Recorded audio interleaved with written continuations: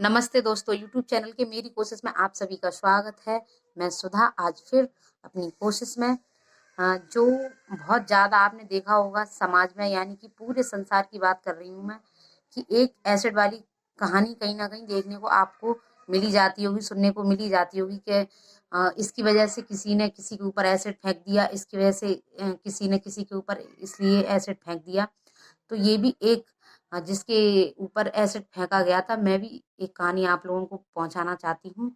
लेकिन ये कहानी बहुत ही गंभीर है, क्योंकि यहाँ पर एक बाप ने, यानी कि आप जो पिता होता है लड़कियों के लिए, बच्चों के लिए पिता पूरा संसार माना जाता है कि पिता होता है तो पूरा संसार है वो हमारा। लेकिन जब कोई जो संसार है हमारा, जो हमारे पिता हैं, वही हमारे ऊपर ऐसा अत्याचार करे कि एसिड फेंक दिया अपनी बेटी के ऊपर, तो ये तो पैरों तले जमीन खिसकने वाली बात हो जाती है। और ऐसा ही हुआ। नीतू नाम की एक लड़की हैं जिन्होंने अपनी स्टोरी यूट्यूब पर बताई थी। वो आगरा के पास कहीं किसी गांव की रहने वाली थी। तो होता क्या है कि उनकी फैमिली में वो 3 सिस्टर होती हैं। एक सबसे बड़ी जो नीतू नाम है वो बीच की होती है, एक और छोटी सिस्टर होती है, छोटी बहन होती है।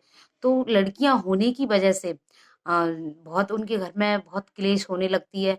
उनके परिवार वाले होते हैं, यानी कि दादा दादी और चाचा वगैरह होते हैं, ताऊ वगैरह होते हैं, तो सब कहने लगते हैं 3 लड़कियां हो गई, 3 लड़कियां हो गई और लड़का भी नहीं है एक भी, तो इसलिए उसके घर में क्लेश होने लगती है नीतू के घर में। तो नीतू बताती है कि मैं 3 साल की थी, मेरी छोटी बहन थी, वो रही होगी तकरीबन 1 डेढ़ साल की। बताती हैं कि तो वो फिर गुस्से में उनकी माँ कुछ दिन के लिए अपने पियर चली जाती है, अपने मायके चली जाती है उन दोनों बेटियों को लेकर। वहाँ क्या होता है कि गर्मियों के दिन होते हैं, जुलाई का महीना बताती हैं वो। वहाँ पहुँच जाती हैं तो ठेला होता है, जो ठेल बोलते हैं वो होता है ठेला। तो ठेले पे ना वो लेटी होती है गर्मियों के टाइम, लेटी होती हैं। और उनके पिता 1 बजे, बताती है कि 1 बजे आते हैं और एसिड डाल देते हैं। इतना एसिड होता है कि कट्टी भरी हुई थी एसिड की, कि वो उनकी माँ भी जल जाती है। लेकिन जो नीतू थी वो 3 साल की थी, वो काफी जल जाती हैं। उनकी यहाँ तक कि इतनी जल जाती है कि उनकी आंखों की रोशनी तक चली जाती है, उन्हें दिखता नहीं है और उनका भयंकर चेहरा हो जाता है। वो बताती है कि मैंने काफी दिक्कतें झेली हैं, कि मैं जिस ऑटो में वगैरह में बैठती हूँ तो लोग उस ऑटो से उतर जाते हैं या बैठते नहीं है, कहते हैं घिन आती है चेहरा देख के, या बहुत डरावना चेहरा हो गया है। लेकिन आपने कहीं ना कहीं कहानियां सुनी होंगी, एसिड गिरने के बाद बॉडी कैसी हो जाती है, जलने के बाद उनकी भी, उनका फेस भयंकर हो गया था जल के। तो बताती हैं कि छोटी बहन की तो डेथ ही हो जाती है हॉस्पिटल जब लेके जाते हैं। और उनके जो मामा थे वो ठेले से ही उनको हॉस्पिटल लेके गए थे। वो जो फतेहपुर सीकरी है आगरा में, वहां से लेके गए वो आगरा तक हॉस्पिटल में। पहले तो वो पुलिस वालों के पास लेकर गए, रिपोर्ट कराई थाने में।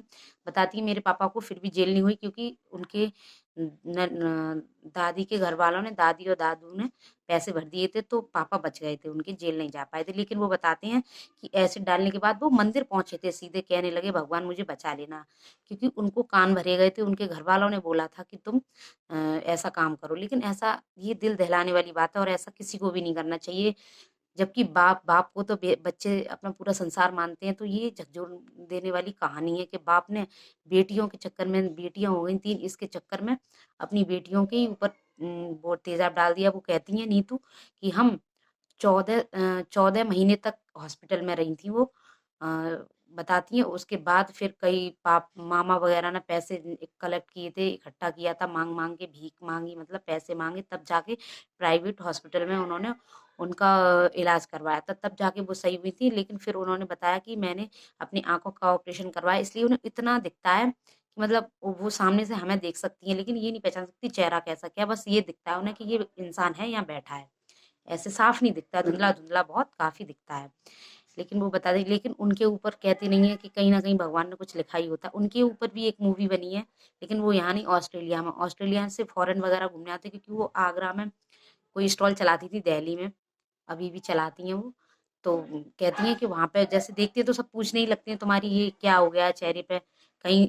इसी वजह से वो दिल्ली पहुंची आगरा से, किसी ने पूछा था तो किसी ने कहीं का नंबर दिया, सोशल सर्विस वाले होते हैं उनको नंबर दिया, तो उन्होंने वहां पहुंचा दिया। कहती हैं वहां पे उनको, वो ऑस्ट्रेलिया से जो फॉरेन आई हुई थी घूमने, उनने देखा, वो डायरेक्टर थी शायद वहां की, ऑस्ट्रेलिया की।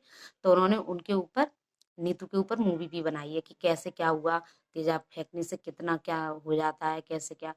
और बताती हैं जो उनकी छोटी सिस्टर थी, जो 1.5 साल की थी, वो तो एक्सपायर हो गई थी, लेकिन डॉक्टर ने इनके लिए मना किया था, लेकिन इनकी किस्मत थी कि ये बच गई नहीं तो, लेकिन उनकी छोटी बहन एक्सपायर हो गई थी। लेकिन बताती हैं वो कि बहुत दिक्कतें झेलने वाली बात होती है, लेकिन क्या ऐसा करना चाहिए समाज में कि अगर बेटी बेटी हो रही है तो ऐसा नहीं करना चाहिए। ये तो भगवान का खेल है, वो जो तुम्हें देगा वही स्वीकार करना चाहिए। और लड़कियां क्या आज के ज़माने में किसी से कम है, क्या क्या नहीं कर रही हैं, लेकिन अब तो पहले से बहुत कुछ बदल गया है, लेकिन कभी कभी लगता है नहीं भी बदला है। ये मेरी छोटी सी कहानी थी आप लोगों तक पहुंचाने के लिए। तो जय हिंद, जय भारत और नमस्कार, धन्यवाद।